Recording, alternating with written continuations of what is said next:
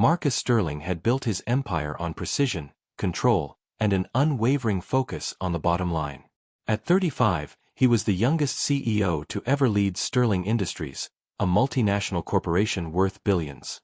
His days were measured in quarterly reports, board meetings, and strategic decisions that affected thousands of employees worldwide.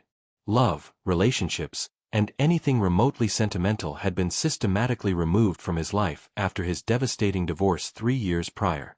His ex-wife had taken half his assets and, more painfully, full custody of their 6-year-old daughter Emma. The bitter custody battle had left him hardened, viewing every human interaction through the lens of potential betrayal or manipulation.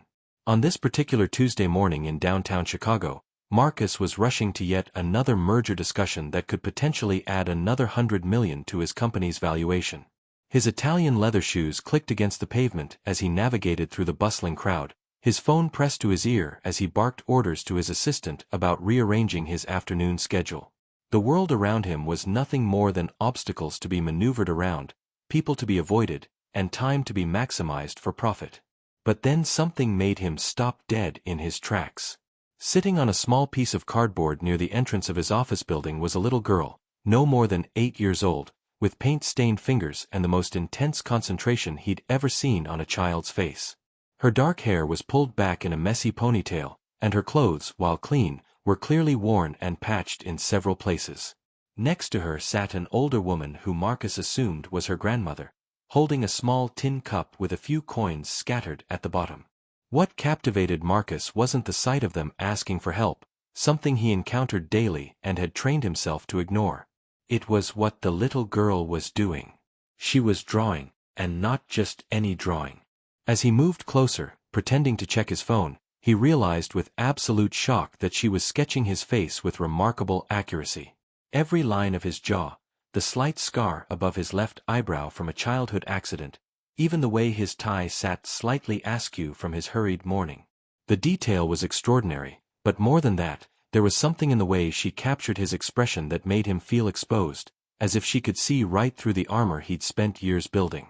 The little girl, completely absorbed in her work, hadn't even noticed that her subject was standing just feet away, watching her recreate his likeness with nothing more than a set of worn colored pencils and what appeared to be the back of a cereal box. Her technique was raw but undeniably talented, the kind of natural ability that art schools spent years trying to teach. Marcus found himself frozen, not by the skill of the drawing, but by the expression she'd captured in his eyes. In her innocent interpretation, his eyes held a sadness that he'd convinced himself didn't exist, a loneliness that he'd buried so deep he'd forgotten it was there. The grandmother noticed him first, her weathered hands moving protectively toward the little girl as she recognized the expensive suit and the unmistakable aura of wealth and power that surrounded Marcus. But instead of the usual mixture of hope and desperation he was accustomed to seeing in people's eyes when they realized his status, he saw something else entirely, a fierce protective love and a dignity that poverty hadn't been able to touch. She whispered something to the little girl in what sounded like Spanish, and the child looked up for the first time, her large brown eyes meeting Marcus's gaze directly. In that moment, Marcus felt something shift inside him, a crack in the carefully constructed walls he'd built around his heart. The little girl smiled at him, not with the calculating charm he was used to from adults seeking his favor, but with the pure, uncomplicated joy of a child who had just discovered something wonderful. She held up her drawing, clearly proud of her work, and said in accented but clear English, "I made this for you, mister. I saw you walking by here every day looking so sad, and I wanted to give you something beautiful." Marcus stood there, his phone still buzzing with urgent calls he was ignoring for the first time in years, staring at a portrait of himself that somehow revealed more truth than any mirror ever had. The businessman in him immediately began calculating the implications of this encounter, the potential complications it could create in his carefully ordered life. But there was another part of him, a part he thought had died during the brutal divorce proceedings, that was awakening to something he hadn't felt in years, genuine human connection. The little girl was still holding up the drawing, waiting for his response, her eyes bright with anticipation and hope, completely unaware that she had just accomplished something that billion-dollar deals and corporate victories never could. She had made Marcus Sterling feel truly seen for the first time in years. Marcus's hands trembled slightly as he reached out to accept the drawing, something that would have been unthinkable just moments before. His fingers, accustomed to signing multi-million-dollar contracts and commanding boardrooms, felt clumsy as they touched the rough cardboard surface. The little girl beamed at his acceptance, chattering excitedly in a mixture of English and Spanish to her grandmother, who watched the interaction with careful eyes that held both hope and wariness. "What's your name?" Marcus found himself asking, his voice softer than it had been in years. The question surprised him. When was the last time he'd shown genuine interest in another person without an ulterior motive? "Sophia," the little girl replied, her accent wrapping around the syllables like a melody. "And this is my abuela, Maria. We come here every day because abuela says this corner has good light for drawing, and sometimes nice people like you stop to look at my pictures." Maria spoke quietly to Sophia in Spanish, her tone gentle but concerned. Marcus caught enough words to understand she was telling the child to be careful, that they shouldn't bother the busy man. But Sophia shook her head firmly, her small hand reaching out to touch Marcus's sleeve with a fearless affection that only children possess. "Abuela worries too much," Sophia said conspiratorially, as if sharing a great secret. "But I knew you were good because of your eyes. Sad eyes, but good eyes. Like my papa had before he went to heaven." The simple statement hit Marcus like a physical blow. Here was this child, clearly facing her own struggles, offering comfort to a stranger because she recognized pain in someone else. It was a level of emotional intelligence and compassion that put his own behavior to shame. When was the last time he'd looked beyond his own problems to truly see another person's suffering? As if reading his thoughts, Sophia continued, "Abuela and I have been taking care of each other since Mama got sick. She's in the hospital now, and the doctors say she needs expensive medicine to get better. That's why I draw pictures, to help pay for Mama's medicine. Every dollar counts," Abuela says. Marcus felt his chest tighten. Here he was, a man who could buy the entire hospital without making a dent in his fortune, standing before a child who was trying to save her mother's life one drawing at a time. The irony was almost overwhelming. He thought of his own daughter Emma, probably in her private school at this very moment, surrounded by every luxury imaginable but growing up without her father's presence or love. "How much do you usually charge for your drawings?" he asked, though he already knew that whatever amount they named would be heartbreakingly small. Sophia looked at her grandmother, who held up 5 fingers with visible embarrassment. $5, Sophia translated. "But only if people really like them. We don't want to ask for too much." $5. Marcus spent more than that on a single cup of coffee from his office's private cafe. The portrait in his hands was worth more in raw talent and emotional truth than some pieces hanging in galleries that cost thousands. But more than that, it represented something priceless, a connection he'd thought was lost forever. "Sophia," he said carefully, crouching down to her eye level, "this drawing is extraordinary. You have a real gift." He paused, weighing his next words carefully. "I'd like to commission you to create more portraits. Would you be interested in that?" The little girl's eyes widened, and she translated rapidly for her grandmother, whose own eyes filled with tears. But Marcus saw the wariness there too. They had learned not to trust when something seemed too good to be true. "You mean like a real job?" Sophia asked, her voice barely above a whisper. "A real job," Marcus confirmed. "I have an art gallery in my office building. I think your work deserves to be seen by more people. And I think your mother deserves the best medical care available, don't you?" Sophia nodded eagerly, but Maria placed a gentle hand on her granddaughter's shoulder, speaking quietly in Spanish. Marcus caught the words for proud and charity, and he understood immediately. These women had dignity that poverty couldn't touch, and they wouldn't accept handouts, no matter how desperately they needed help. "This isn't charity," Marcus said firmly, addressing Maria directly in his rusty college Spanish. "Your granddaughter has real talent. I'm a businessman, and I recognize value when I see it. This would be a legitimate business arrangement." Maria's eyes searched his face for a long moment, looking for the deception she'd learned to expect from people in expensive suits. But something in Marcus's expression must have convinced her, because she slowly nodded, her voice thick with emotion as she replied in English. "We accept your offer, senor. But we work for what we receive. We are not beggars." "I know you're not," Marcus replied, and meant it. In the span of 20 minutes, this grandmother and child had shown him more about dignity, love, and true wealth than he'd learned in years of corporate dealings. "We'll discuss the details tomorrow. Same time, same place." Sophia nodded enthusiastically, already chattering about what she would draw next. But as Marcus stood to leave, she tugged on his jacket once more. "Senor Marcus," she said, somehow having intuited his name, "will you tell me about your little girl tomorrow? I can see her in your eyes too. She must be very beautiful." Marcus froze. He hadn't mentioned Emma, hadn't spoken about her to anyone outside of lawyers and court-ordered family counselors. But somehow, this perceptive child had seen what no one else had managed to detect: the love he carried for his daughter, buried beneath layers of hurt and legal complications. "How did you know?" he asked quietly. Sophia smiled, the same knowing smile that had first caught his attention.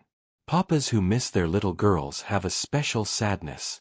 I remember it from before Papa went to heaven. He used to look just like you do when he had to go away for work." In that moment, Marcus realized that this encounter was about to change far more than just Sophia and Maria's circumstances. This little girl, with her artist's eye and wise heart, had seen through to the father he used to be, the man he'd lost somewhere in the wreckage of his failed marriage. Tomorrow couldn't come soon enough. The next morning, Marcus found himself arriving at the office 30 minutes early, something that would have been unthinkable just a day before. His usual routine of checking stock prices and overnight emails from international offices was replaced by an unfamiliar nervousness as he approached the corner where Sophia and Maria had set up their small operation. To his relief and surprise, they were already there, Sophia's drawing supplies spread out more organized than before, with several new pieces displayed on a piece of clean cloth. "Buenos dias, Señor Marcus," Sophia called out cheerfully, waving him over with paint-stained fingers that somehow made him smile despite the early hour. "I made something special for you." Marcus approached, noting that Maria watched him with slightly less suspicion than the day before, though her protective instincts were still clearly on high alert. Sophia proudly held up a new drawing, and Marcus felt his breath catch in his throat. It was a portrait of a little girl with curly hair and bright eyes, drawn with the same careful attention to emotional detail that had characterized his own portrait. But this wasn't just any little girl. Somehow, impossibly, Sophia had captured Emma's essence without ever having seen her. "How did you?" Marcus began, but Sophia interrupted with excited chatter. "I dreamed about her last night. Your little girl came to me in my dream and asked me to draw her so you wouldn't forget her smile. She said to tell you that she misses the bedtime stories you used to tell her about the brave princess who saved the kingdom with her kindness." Marcus felt his knees weaken. The bedtime stories about Princess Emma the Kind had been their special tradition, something he'd created just for his daughter during their brief but precious bedtime ritual. No one else knew about those stories. They had been sacred between father and daughter. Yet somehow, this child had tapped into a memory so intimate and personal that it left him shaken. "Her name is Emma," he said quietly, accepting the drawing with hands that trembled slightly. "And she's exactly as beautiful as you've drawn her." Sophia clapped her hands together in delight. "I knew it. Artists can see the love connections between people. Abuela taught me that. She says love leaves invisible threads between hearts, and artists can sometimes see those threads and follow them to draw what matters most." Maria spoke softly in Spanish, and Sophia nodded seriously before translating. "Abuela wants to know if you've spoken to your Emma recently. She says the love thread looks a little, how do you say, faded? Like it needs attention to stay bright." The observation cut deep because it was absolutely true. Marcus's last conversation with Emma had been 3 weeks ago, a stilted and formal exchange during his court-mandated video call. His ex-wife had hovered in the background, and Emma had seemed distant, distracted. He'd told himself it was normal, that children moved on, that she was building a new life without him. But looking at Sophia's drawing, He realized he'd been using those rationalizations to protect himself from the pain of potentially being rejected by his own daughter. "It's complicated," Marcus said finally, the standard response he gave whenever anyone asked about his personal life. "Love is always complicated," Sophia replied with the matter-of-fact wisdom that children sometimes possess. "But complicated doesn't mean impossible. Just means you have to work harder and be braver." Over the next hour, as Marcus sat on the sidewalk beside them, something that would have horrified his image consultants, Sophia worked on a new piece while chattering about her mother's condition, her dreams of becoming a real artist, and her observations about the people who passed by their corner each day. Marcus found himself sharing stories he hadn't told anyone in years, about Emma's first steps, her obsession with collecting smooth rocks, the way she used to fall asleep holding his hand. "You should call her today," Sophia announced suddenly, not looking up from her current drawing. "The love thread is getting brighter just from you talking about her. Imagine how bright it could be if you actually spoke to her." "I can't just call," Marcus explained. "There are legal arrangements, specific times." "Excuses," Maria interrupted gently, speaking in English for the first time since their initial meeting. "I lost my son, Sophia's father, to cancer 2 years ago. You know what I regret most? Not the conversations we didn't have time for, but the ones we delayed because of pride, or fear, or thinking we had more time. Your daughter is alive and reachable. Don't waste that gift." The simple truth of her words hit Marcus like a revelation. Here was a woman who had lost her son permanently, yet she was counseling him not to waste the opportunity he still had with his own child. The perspective was both humbling and motivating. "What if she doesn't want to talk to me?" he asked, voicing the fear that had kept him paralyzed for months. "Then you'll know," Sophia said simply. "But what if she's been waiting for you to try? What if she thinks you don't want to talk to her?" The possibility hadn't occurred to Marcus. In his mind, Emma was the child who had been taken from him, who had been turned against him by lawyers and custody arrangements. But what if, from her perspective, he was the father who had stopped trying, who had let legal formalities become more important than love? "There's something else," Sophia said, her voice taking on a more serious tone. "Mama woke up yesterday. The doctors say she's getting stronger, but she still needs the expensive treatments. The money from the art sales is helping, but—" She trailed off, clearly uncomfortable asking for anything more. Marcus had already decided what he was going to do about their medical bills, but he also understood their need for dignity and independence. "Sophia, I want to propose something. What if instead of just commissioning individual pieces, we set up a proper art showing? We could display your work in my company's gallery space, invite collectors and art enthusiasts. You could sell your pieces for what they're really worth, not just $5 each." Sophia's eyes went wide, and she translated rapidly for Maria, whose own eyes filled with tears. "A real art show? Like in the fancy galleries downtown?" "Exactly like that," Marcus confirmed. "We'll call it Invisible Threads, the art of Sophia Reyes. What do you think?" For the first time since he'd met them, Maria smiled broadly, her face transforming with joy and hope. Sophia threw her arms around Marcus's neck in an impulsive hug that nearly knocked him over, both emotionally and physically. "Does this mean we're friends now?" Sophia asked, pulling back to look at him seriously. Marcus thought about all the relationships in his life, business partnerships, strategic alliances, social connections that served specific purposes. When was the last time someone had offered him simple, uncomplicated friendship? "Yes," he said, meaning it completely. "We're friends." As he stood to leave for his first meeting of the day, Sophia called out one more time. "Remember what I said about calling Emma. Love threads need attention, or they break. And broken love threads are much harder to fix than faded ones." Walking into his office building, Marcus felt lighter than he had in years.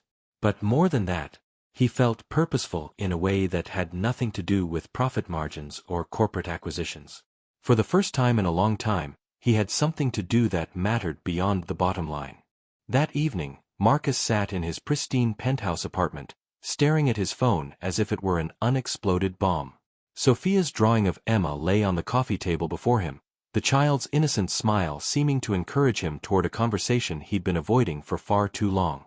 The legal papers that outlined his visitation rights were filed away in his home office, specifying exact dates and times when he was permitted to contact his daughter. But tonight, those formal arrangements felt like barriers rather than protections. His finger hovered over Emma's number in his contacts. According to the custody agreement, this wasn't his designated calling time. His ex-wife Jennifer could refuse the call, could use it as ammunition in their ongoing legal battles, could make his already limited access even more restricted. But Sophia's words echoed in his mind. What if she thinks you don't want to talk to her? Before he could lose his nerve, Marcus pressed call. The phone rang once, twice, 3 times. He was preparing to hang up when a small voice answered, cautiously saying, "Hello? Emma? It's Daddy." The silence that followed felt eternal.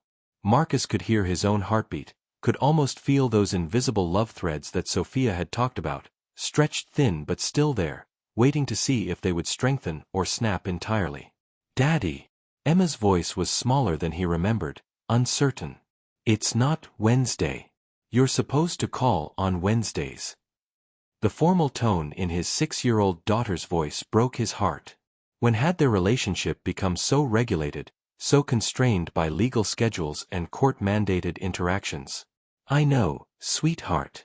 I missed you. Is it okay that I called?" Another pause, and then, in a rush of words that reminded him of the chatterbox she used to be, "I missed you too, Daddy.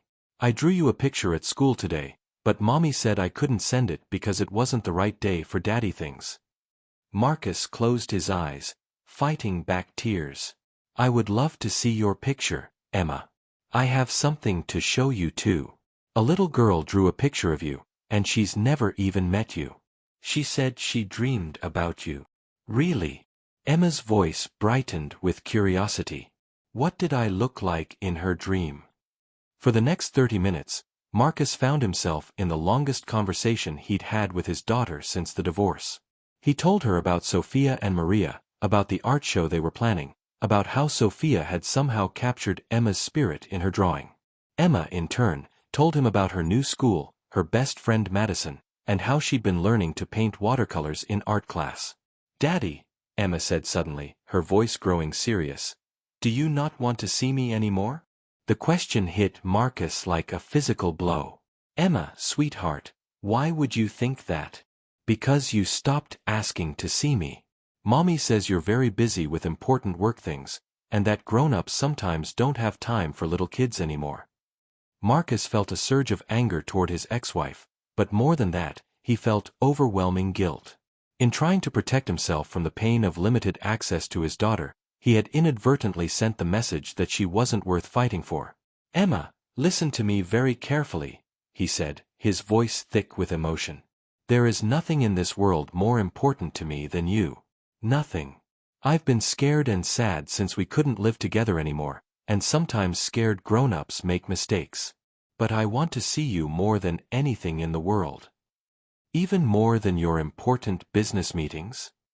"Even more than my important business meetings," he confirmed without hesitation. "Daddy." Emma's voice was barely a whisper now. "I still remember the stories about Princess Emma the Kind. Do you remember those stories?" Marcus's breath caught. "Of course I remember. Princess Emma was the bravest princess in all the land because she saved everyone with her kindness." "I've been trying to be kind like Princess Emma," she said. "I thought if I was good enough and kind enough, maybe you'd want to see me again." The devastating innocence of her logic nearly undid him completely. His daughter had been carrying the burden of thinking she needed to earn his love, that somehow the divorce and custody arrangements were her fault. "Emma, my beautiful girl, you don't need to be anything other than exactly who you are for me to love you. I love you when you're happy, when you're sad, when you're silly, when you're serious. I love you all the time, every day, no matter what." "Then why don't we see each other more?" It was the question Marcus had been dreading, but also the one that forced him to confront the truth. Because Daddy made mistakes, and sometimes when grown-ups make mistakes, It creates complicated problems. But I want to fix those problems. Would you like that? Yes. Emma's enthusiastic response was immediate. And Daddy? Can I meet the little girl who drew my picture? She sounds nice. Her name is Sophia, and I think you two would be great friends. Maybe we can arrange something soon. As they said their goodbyes, Emma made him promise to call again soon, not just on Wednesdays. Love threads need attention, she said seriously, and Marcus realized she'd been listening to more of his earlier conversation than he'd thought. Where did you learn about love threads, sweetheart?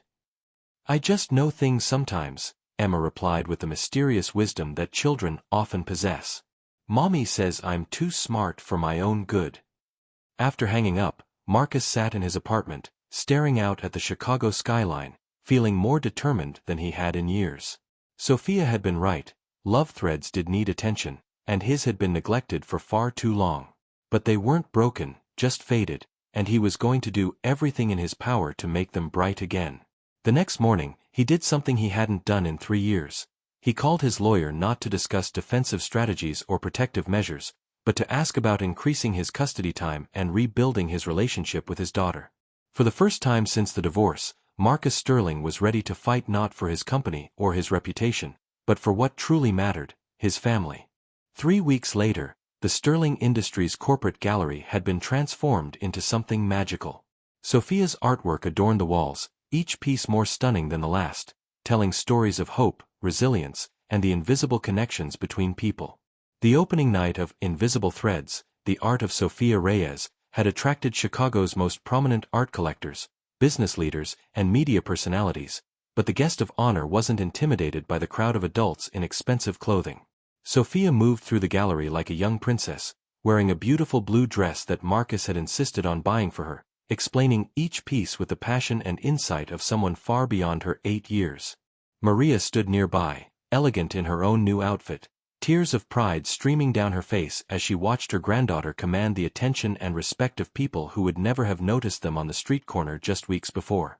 And this one, Sophia was explaining to a group of captivated collectors, is about the invisible thread between a daddy and his little girl.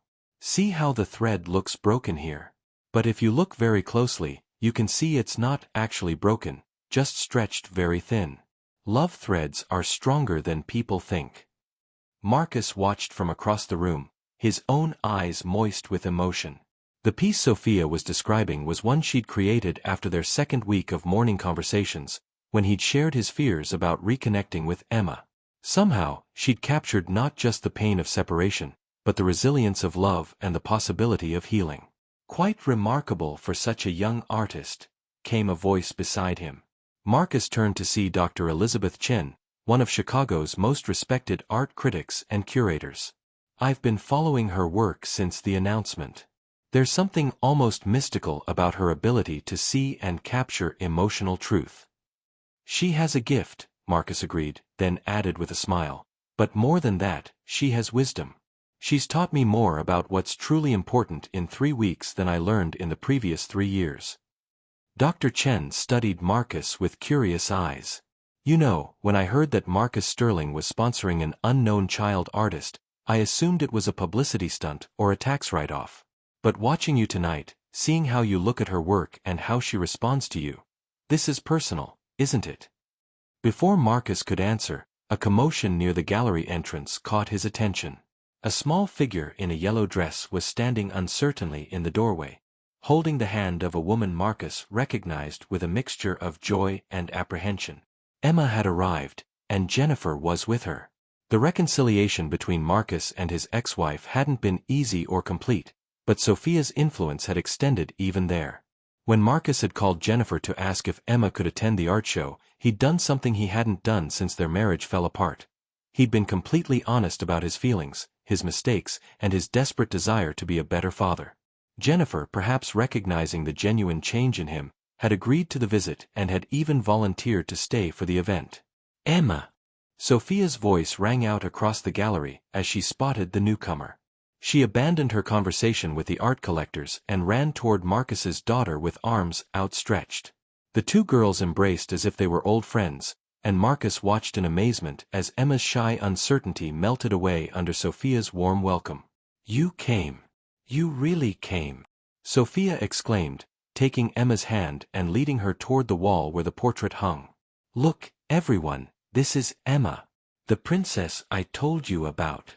Emma's eyes widened as she saw her own image captured in Sophia's distinctive style, but more than that, Marcus saw her straighten with pride as Sophia introduced her to the room full of adults as someone special and important. "She really is a princess," Sophia announced to the gathered crowd. "Her daddy told me all about Princess Emma the Kind, who saves kingdoms with her kindness. And look." She pointed to another drawing that Marcus hadn't seen before. "I drew this one yesterday when I found out she was coming tonight." The new piece showed two little girls holding hands, surrounded by swirling patterns that somehow suggested magic and friendship and infinite possibility. But in the background, barely visible unless you looked carefully, were the figures of adults, a man and woman standing apart, but connected to the children by those invisible threads Sophia was always talking about. Jennifer approached Marcus cautiously, her expression softer than he'd seen it in years. "She's been talking about this little artist friend of yours non-stop since you called," she said quietly. "And Marcus, Emma told me about your phone calls. The late-night conversations you've been having."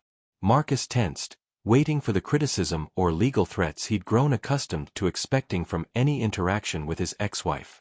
"I think," Jennifer continued slowly, "maybe it's time we talked about adjusting the custody arrangement. Emma needs her father, and despite everything that happened between us, I can see that you're different now. Better." Before Marcus could respond, Sophia appeared at his elbow, having somehow extracted herself from the crowd of admirers surrounding her and Emma. "Señor Marcus," she said seriously, tugging on his jacket to get his attention, "the love threads are getting very bright now. Can you see them?" Marcus looked around the gallery, at Emma and Jennifer talking quietly near one of Sophia's paintings, at Maria beaming with pride as art collectors discussed purchasing pieces at prices that would more than cover her daughter's medical treatments, at the crowd of people who had come expecting a corporate charity event but had instead found themselves moved by the work of a remarkable young artist. "Yes, Sophia," he said, crouching down to her level. "I can see them. Thank you for teaching me how to look." Sophia smiled, the same radiant expression that had first caught his attention on that street corner that now seemed like another lifetime. "Love threads are always there," she said matter-of-factly. "Sometimes people just forget how to see them. But artists never forget. That's why we're here, to help people remember what's really important." As the evening wound down and the last of the collectors departed with their purchased pieces, Marcus found himself standing with his small family, both old and new. Emma had fallen asleep in his arms for the first time in over a year, exhausted from the excitement but happy. Jennifer was helping Maria carefully wrap the unsold pieces, the two women chatting like old friends. Sophia was adding final touches to a small sketch she'd been working on throughout the evening. "What's that one?" Marcus asked softly, not wanting to wake Emma. "It's for you," Sophia replied, holding up the drawing. "A reminder for when you forget again." The sketch was simple but perfect, a father and daughter, hands intertwined, surrounded by love threads that glowed like golden light. At the bottom, in Sophia's careful handwriting, were the words, "Love threads never break. They just wait for us to remember they're there." 6 months later, Marcus Sterling made headlines not for a corporate acquisition or stock price surge, but for something unprecedented in the business world. He restructured his entire company to allow for flexible working arrangements, on-site childcare, and a corporate art program that sponsored young artists from underserved communities. The Sophia Initiative, as it came to be known, revolutionized not just Sterling Industries but influenced corporate culture across the country. But more importantly, Marcus had joint custody of Emma, a relationship with his ex-wife based on mutual respect rather than legal hostility, and two new family members in Sophia and Maria, whose medical bills had been fully covered by the success of Sophia's first art show. The little girl continued to create her remarkable art, but she also continued to see the invisible threads that connected people, helping others remember what Marcus had almost forgotten, that love, not profit, was the true measure of a successful life. And every morning, before heading to his office, Marcus still stopped by their old corner, not because Sophia and Maria needed to be there anymore, but because it had become their special place to check in on each other's love threads and make sure they stayed bright and strong. After all, as Sophia had taught him, love threads need attention. But when properly cared for, they can create connections that last forever.